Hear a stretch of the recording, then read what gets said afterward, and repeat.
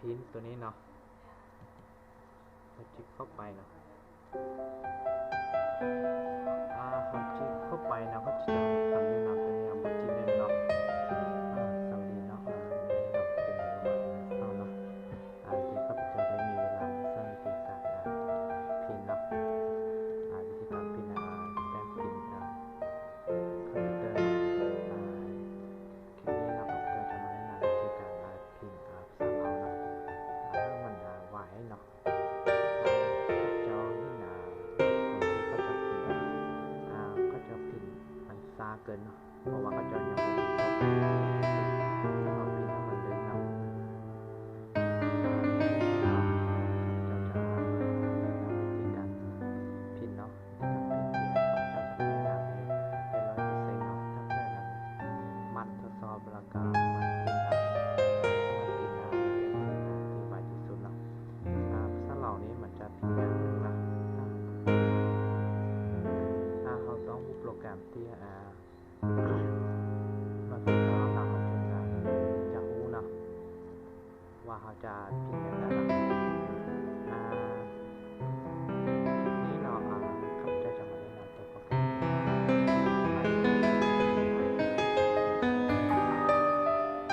ผมมีเพื่อจะมาแนะนำนะเพราะว่าโปรแกรมนี้เรามาเป็นโปรแกรมนี้โปรแกรมหนึ่งมันสามารถใช้ได้โดยเฉพาะเพียงแต่ Windows 7 เท่านั้นเนาะ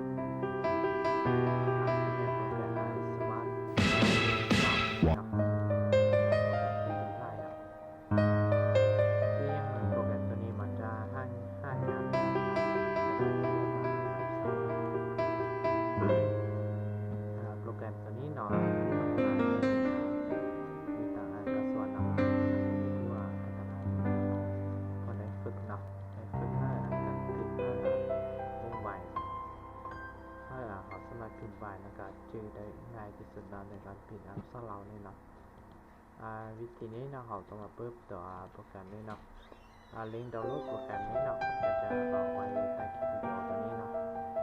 จะสามารถไปนำใช้ในการพิมพ์เนาะแล้วก็ดาวน์โหลดมาติดตั้งบนคอมพิวเตอร์เนาะถ้าคอมพิวเตอร์เนาะเป็นWindows 7นะWindows 7กับWindows จะยังนั่นเองนะหน้าเราครับจะมาแนะนำวิธีการเพิ่มของสายWindows 10ดาวน์โหลดตัวเป็นเนาะแต่ความจริงครับจะคอมพิวเตอร์ตัวนี้เราจะมาเปิดโปรแกรมตัวนี้เลยเนาะว่าจะโปรแกรมตัวนี้เนาะข้อนั้นแล้วก็เป็นตัวคำว่า Active ตัวนี้เนาะตัวนี้เราเป็นกับเป็นคอมพิวเตอร์เนาะมันได้โฟลเดอร์ตัวนี้ออกมาแล้วเนาะเราจึงเข้าโฟลเดอร์ตัวนี้เนาะแล้วก็มันจะมีเรา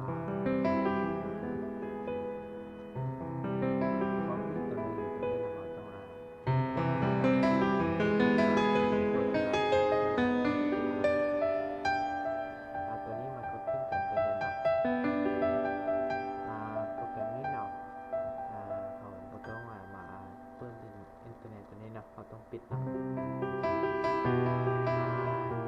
จะเพิ่มนะจะทำอย่างเงี้ยแล้วเราจะได้ประเด็นตัวนี้มาเนาะเราจะคลิกก่อนนะตัวนี้เราจะมาสังเกตเป็นตัวไปได้นะคลิกขวดนะแล้วก็ไปสตอรี่ตัวนี้นะ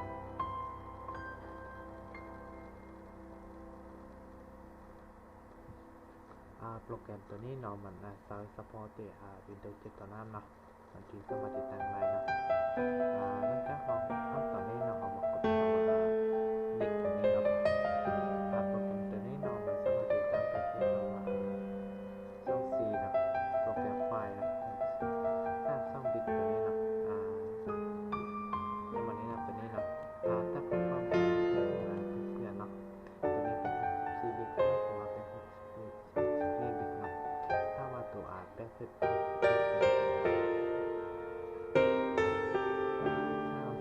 12บิกเนาะอันนี้เนาะ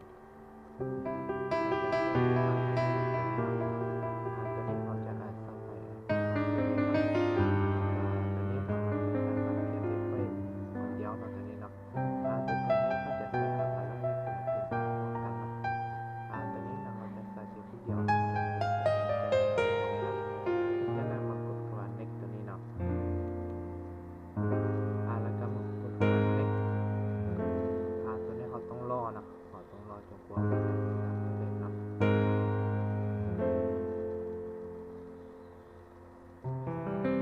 โปรแกรมนี้เราเป็นโปรแกรมที่สำหรับคนที่เขาใช้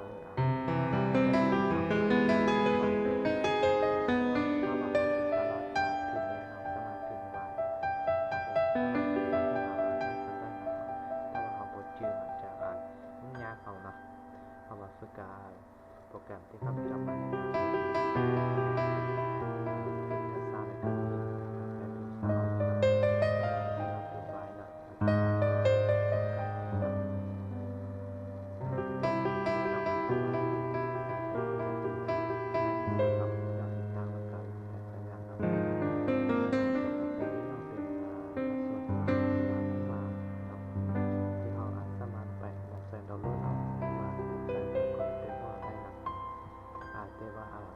ตอนนี้ต้องใน Windows 7ตอนนั้นเนาะมันสามารถอาจจะติดตั้งได้นะใน Windows 10เนี่ยเขาต้องไปใส่อีกโปรแกรมนึงมาช่วยเนาะนั่นนะครับจะจอดซ่อนตอนนั้นนะเดี๋ยวทีนี้นะครับจะใส่ Windows 10แล้วจะง่ายนะแล้วก็มันจะเอาตัวตั้งมาเนาะแล้วเรากดกดตัวนี้เนาะจากนั้นเราจะไปกดได้ตัวนี้เนาะมันจะมีไฟล์ตัวนี้ออกมาเนาะไฟล์ตัวนี้ถ้าเราคลิกขวาแล้วก็รับตัวนี้ครับ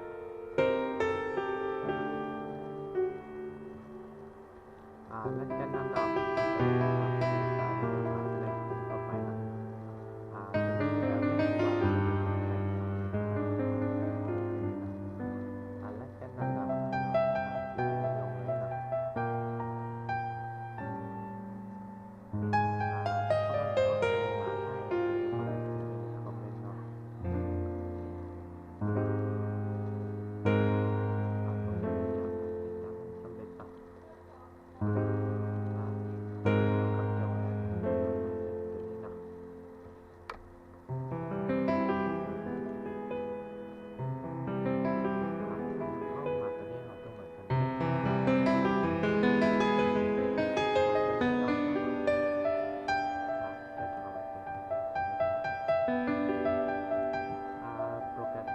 ถ้าว่าเขามีอินเทอร์เน็ตเนาะมันจะสามารถเดฟได้บ้างก็จะจากบทตอนเนาะเพราะว่าเขาต้องติดตั้งทุกครั้ง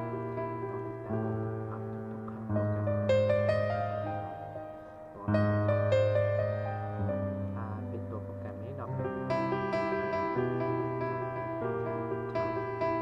training เราตัวนี้เนาะเป็นโปรแกรมที่เราตัวนี้มาทำใช้ในการฝึกพิมพ์เนาะถ้าเรา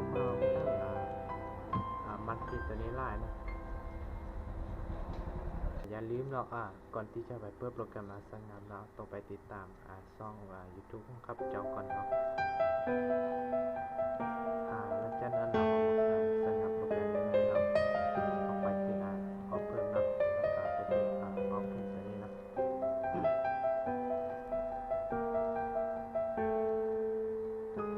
หน้าต่างของโปรแกรมตัวนี้เนาะมันจะเป็นลักษณะนี้เนาะมันจะมีโลโก้เข้ามาห้ามแถวไหลห้ามซาดตัวนี้เนาะแล้วก็ตัวนี้ก็จะใช้ของเราเนาะSmart Training เราตัวนี้เป็นโปรแกรมที่ดีมากเนาะส่วนไล่ตัวนี้เนาะจะเป็นโปรแกรมตัวนี้เนาะเป็นคนเอา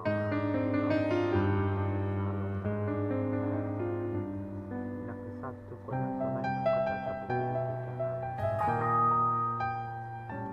จะบอกว่าครูเนาะว่าจะตัวโปรแกรมนั้นเป็นการพิมพ์ให้ไวเนาะแล้วมือนี้เนาะจะได้มีโอกาสฝึกในการ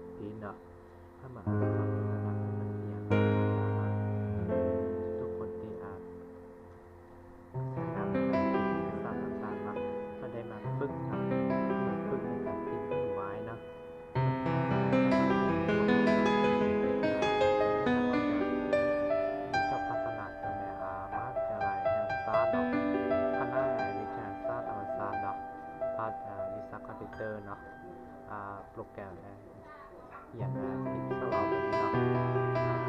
เขียนเนี่ยเนาะจะมีประมาณคนประมาณเนาะที่เขาสร้างเป็นโปรแกรมเนาะพวกเราได้มาสร้าง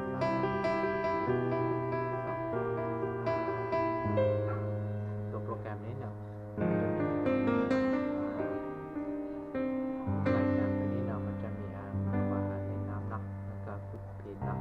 แล้วก็ทดสอบเนาะแล้วก็เกมเนาะแล้วก็ผู้เขียนเนาะส่วนให้เกมตัวนี้มันจะย้างนั่งหนึ่งกว่าเกมตัวนี้เพราะว่าเกมตัวนี้มันจะย้างหนึ่งนะเราไปสร้างกันเลยเนาะเข้ามาในน้ำนะเข้าไปดูว่ามันจะเล่นในโปรแกรมนี้เนาะคลิกเข้าไปก็จะมาก็จะมีการในน้ำตัวนี้เนาะอยู่ในแป้นพิมพ์ภาษาลาวของเราเนาะก็จะเฉพาะรายละเอียดอยู่ตัวนี้เลยเนาะรายละเอียดตัวนี้เนาะถ้าว่าเราต้องการอยากรู้ว่าเราจะวางฝึกก่อนเนาะเราต้องมาฝึกโปรแกรมตัวนี้นะเป็นโปรแกรมที่ดีมากที่สุดเนาะก็ให้กดเช็คไลน์มันผ่านไลน์เซิร์ชโปรแกรมนี้เนาะแล้วก็ขอบคุณไล่ที่ว่าเขียนโปรแกรมนี้มาพวกเราได้ทดสอบในการพิมพ์ตัวนี้เนาะมือตัวนี้นะเขาต้องมาอ่านรายละเอียดนะ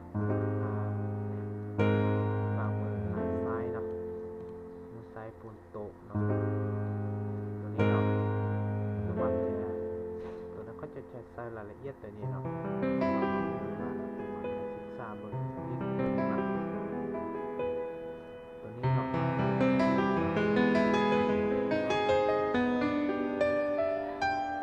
ตัวนี้มันขันในน้ำนะแล้วก็จะไป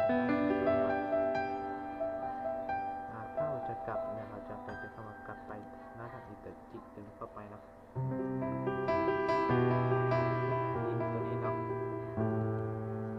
กเข้าไปจิกเข้าไปนะก็จะมีคำนี้เราเป็นเป็นเนาะเที่ยวหลักที่สองเนาะจะไปคำที่สองในเราก็จะมาในนั้นนะเปิดตัวนี้เนาะที่วางมือเนาะเขาจะเอามือเนาะเขาจะเอามือทำ4 นิ้วเนาะมือกุ้ยจะไปใส่ตัวห้องเนาะแล้วก็วางที่เราทำจะมาวางที่เราตัดจะไม่นี้เลยเนาะตัวนี้เนาะเขาตัวนี้นะเขาจะมากับว่าเข้าสู่ทางที่นะเข้าไปนะ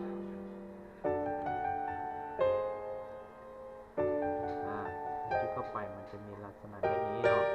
การกินตัวโปรแกรมนี้เนาะตัวนี้มันจะมีเสี้ยนเนาะถ้าว่าบนต้องการ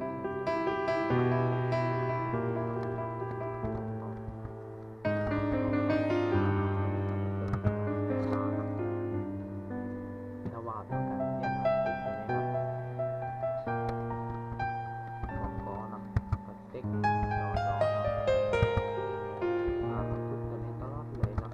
เอามือของเราจับตัวโปรแกรมตัวนี้เนาะ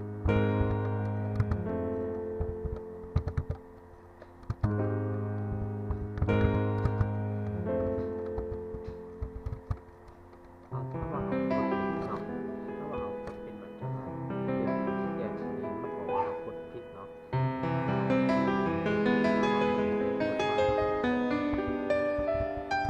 ถ้าว่าคร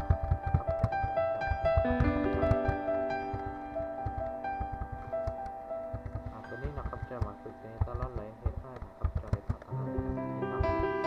ถ้าว่าฝึกมันจะเป็น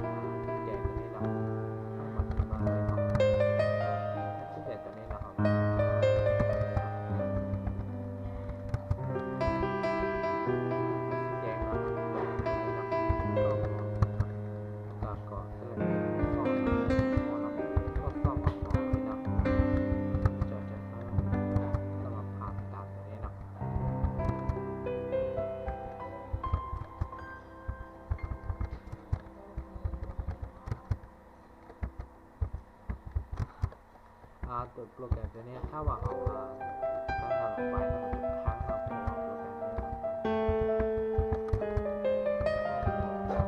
นี้เราเอาไว้เนาะใส่หนังไปแล้วถ้าว่าปกติมันจะเป็นสีแดงเนาะถ้าว่าเขาปกติเป็นสีแดงเนี่ยเขาจะสามารถจะไปต่อแล้วถ้าว่าต้องมาต่อตัวคำว่าสีแดงเนี่ยมันอยู่นะตัวที่เด็กมันจะสามารถได้ตัวนี้นะคือตัวนี้นะคือมันจะอยู่กับมันจะอยู่กับลายตัวนี้เนาะติดตัวสองติดนิ้วกลางตัวนี้เลยเนาะตัวก้อนเนาะสีแดงเราจะสามารถกดตัวนี้กับตัวนี้นะเขากดไปเขาจะเก็บลงมาว่าอันตัวซีอันคือเขี้ยวนิ้วมือของตัวนี้เนาะตัวนี้เนาะมันคือว่าเขาจะให้มันเขากดตัวสระอาตัวนี้เนาะ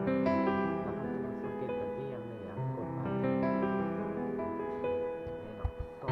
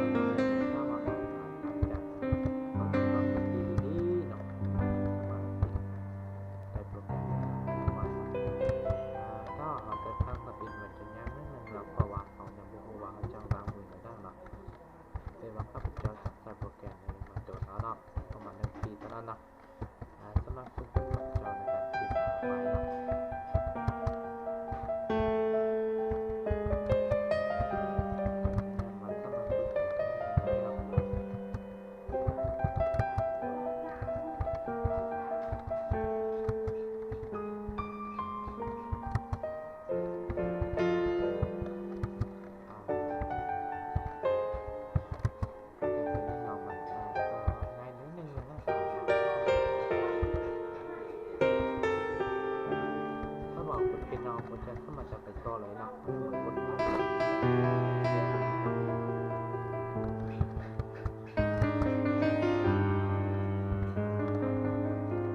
ลยเนาะ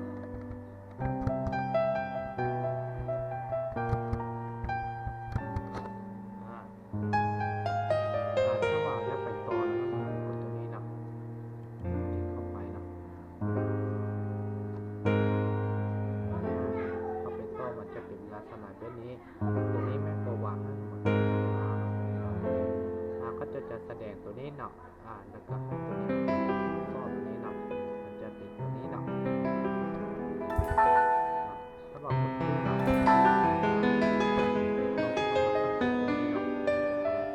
ัวนี้ไม่ควรเซฟบ้านะแล้วก็ตัวนี้ไม่ควรย่อนะตัวนี้เนาะ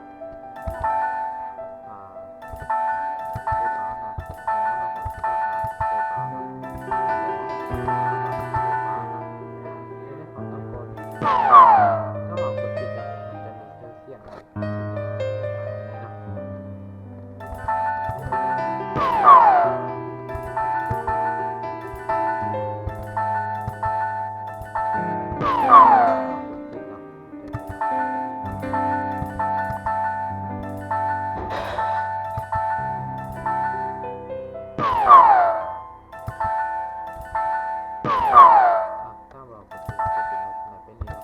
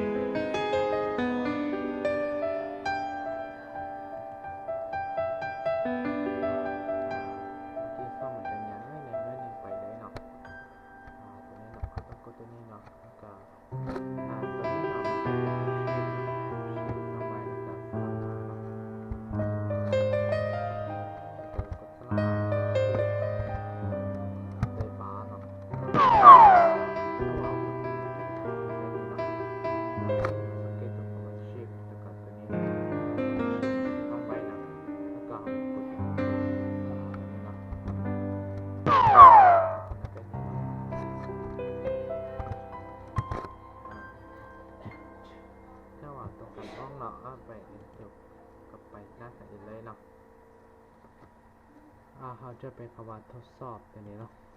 ว่ามันจะมีอะไรบ้างโอเคนี่นะทดสอบตัวนี้เนาะตัวนี้เนาะ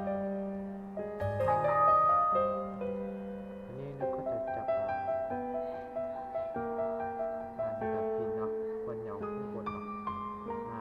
578ตัวคนเหยาข้างบนเนาะ578ตัวเนาะแล้วก็ถ้าใช้เวลาเป็น6เนาะเข้าสู่ระบบเลยเนาะ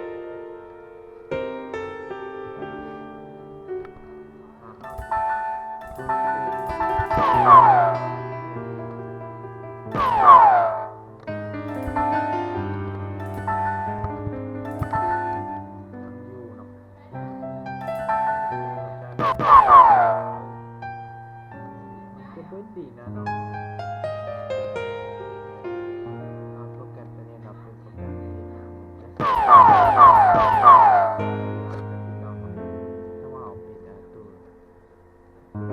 มันจะมีการแล่นเขาจะปิดตัวนี้มันจะยั้งเลยเนาะอยู่ไว้สนามเลยเนาะ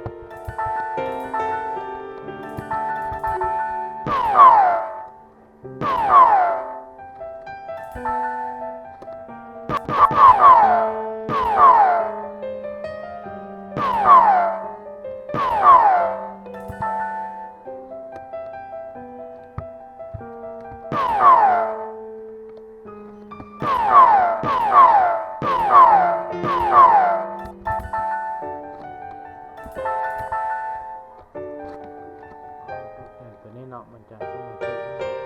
ผิดตัวนี้เนาะถ้าว่ามันจะผิดอะไรเดี๋ยวเราเลยลืมก่อนนะเราจะสมาธิกดเป็นตั้งหน้าโปรแกรมตัวนี้เนาะมันจะบ่สามารถจะลิงก์เก็บตัวนี้ได้เนาะเราเข้าไปมันจะบ่สามารถตัวนี้เนาะมันจะบ่สามารถจะเก็บตัวนี้ได้เนาะ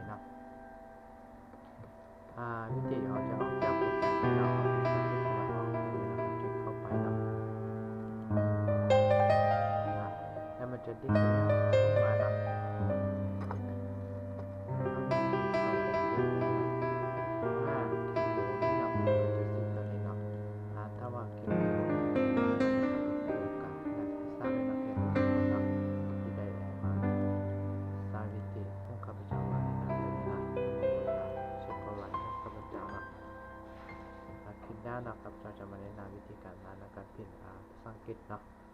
ที่หลักการเนาะทีนี้เราก็จะสิ้นตัวนี้เนาะก็จะไล่เนาะ